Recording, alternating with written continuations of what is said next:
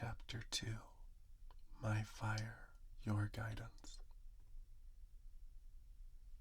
My trainer looked exhausted when we came home that night. His footsteps seemed a bit heavier, and he just collapsed into the mattress, letting gravity take him deeper into the folds like quicksand while he let out a heavy sigh. "Did you have fun tonight, Amber?" he muttered. I nodded, came over, and clasped his hand twixt my paws with a gentle squeeze. My lips quirked down in a slight frown while I studied his tired face. The slit-thin open eyes and sagging open mouth stood out, and a faint mewl escaped my lips. "Are you that tired?" I felt compelled to ask, even knowing he couldn't understand me. "I guess the lack of sleep these past few days is starting to catch up to me." His eyelids closed fully, and his grip loosened, each soft breath slower, steadier than the last. And once certain he had fallen asleep, I lowered my trainer's hand gingerly to his side. I pat his head. To me, it was a pleasant and warm sensation that made me feel closer to Master. A few of his thick hairs clung to my fur and stuck upright with each raising and lowering of my paw. Human hair was coarse, brittle, nothing like my soft, thin layers over layers of velvety fur, deep enough to lose your hand in, and warm as a crackling fire. Human hair was rough and knotted in such ways that I'd always feel compelled to trail my fingers along in such a way that my nails would separate the stubborn, twisted strands. It didn't make his hair any less grainy, but it was an intimate and personal gesture that filled my heart. Once I'd had my fill, I pulled the covers up over his shoulders and pressed a long, gentle kiss to his forehead. "Sleep well, Master." I went over and crouched in front of the fireplace, poking the old bristly logs with my finger while staring into the void. An unlit fireplace, a hearth with no spark, was a sad sight that made my heart sink. After removing a few of the charred, dry logs and replacing them with spares from the storage bin, I gripped my sheathed stick and struck it against my tail to set it ablaze, then eased the flaming branch into the gaping maw of the fireplace until a spark at the very tip leapt off, spread, multiplied, and flared up, setting the empty hole ablaze with light. My heart skipped. I sheathed my flaming branch back into my tail, peering over at Master from the corners of my eyes as he rolled over and snuggled deeper into the covers, but was otherwise undisturbed. I let out a heavy breath. Thank goodness. Then my senses caught something running past the corner of my vision, a silhouette in the windowsill. At first, I shrugged and went back to rubbing my paws together in front of the warm fire. But then came rustling and crinkling noises just outside the door. Who is that, and what are they doing? My voice rose, but was still hushed with the quiet, dark room and the stillness of the night. More rustling, and my face scrunched in frustration. "They're going to wake up Master," I squealed.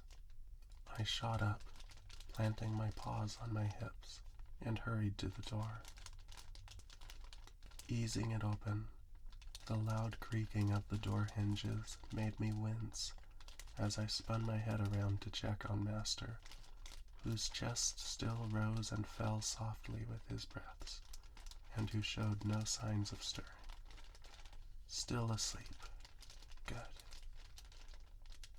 After tiptoeing out, I pulled the door shut behind me a bit quicker this time, not wanting to repeat my mistake, and turned to face whatever late-night hooligan was making that noise. What I saw was a Rattata with a bag in its mouth. It chewed straight through the bag, tossing aside shreds to reach in with its paws for week old bits of cheese, pizza crust, and meat still inside. "Stop that!" I exclaimed. The Rattata narrowed his eyes at me, tossed the bag onto the sidewalk, and scurried down the side of the trash can towards me, startlingly fast.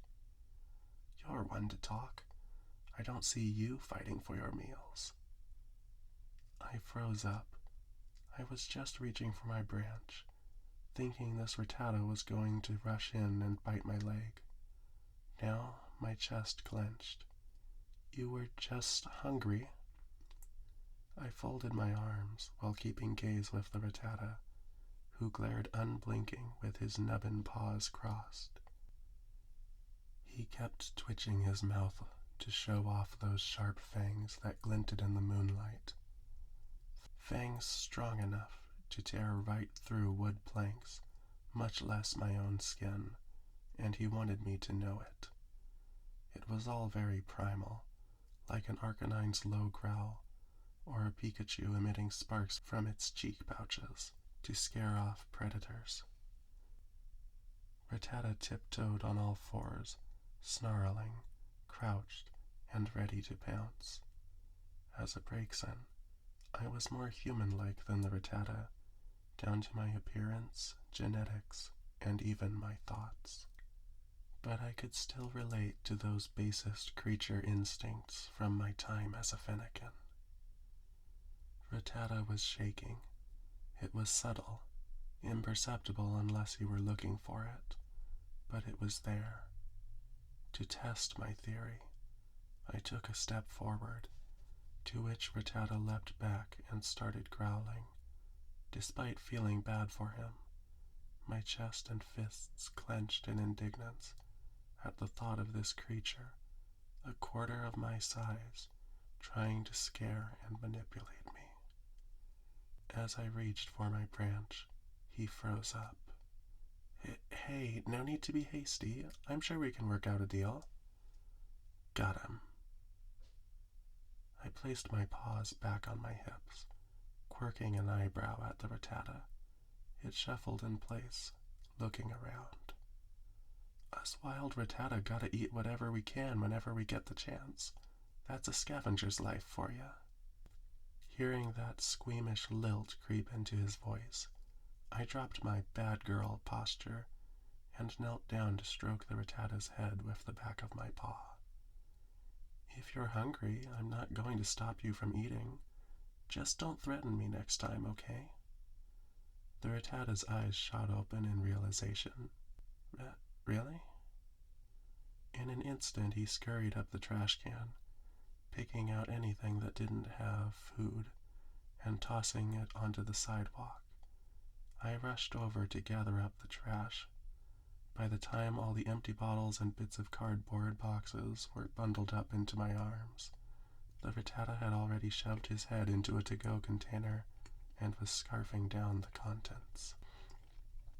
I knit my brow. "Be careful where you throw things. I don't want this to be Master's problem tomorrow," I barked. Rattata was too engorged in what smelled like old noodles and spicy hot sauce to care. "Why do you care so much about him?" Rattata spoke with a mouthful of noodles dangling out like drool along the sides of his face. "Humans are used to this." My stomach churned at the sight and smell. My nose scrunched in disgust, and I had to imagine that beneath all my fur it formed some unladylike wrinkles. I always try to take care of Master, He's kind to everyone, tries to do the right thing, and only ever wants to be loved. Rattata gulped down, somehow slurping in noodles from every side of his face at once. You have feelings for him? I clutched my arm and looked away. Yeah, I murmured. Rattata squinted. Then find a way to tell him. Life is short, you know. If you don't tell him soon, who knows what you could both be missing out on. Rattata wiped his arm across his face, then wiped some excess grease on the trash can before hopping down on the pavement. Gotta go. Thanks for dinner. And with that, he scurried off, little feet pattering on the sidewalk. Back inside Master's house, I crouched in front of the fire, staring into it. I caught every flicker of movement, paid attention to the different hues where the flames were white-hot near the base, and a cooler red color at the spiky tips. But all I got for my focus was a few seconds of bleary vision and a headache. I rubbed my eyes and shook my head. Damn it. I guess Delphox are the only ones able to divine guidance and fortune-telling from fire after all.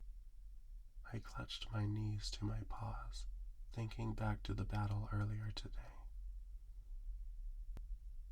You ought to be ashamed of yourself. A real warrior loses with dignity.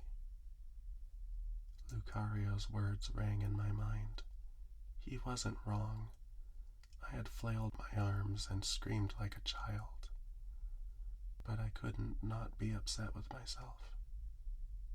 After all, I was failing Master.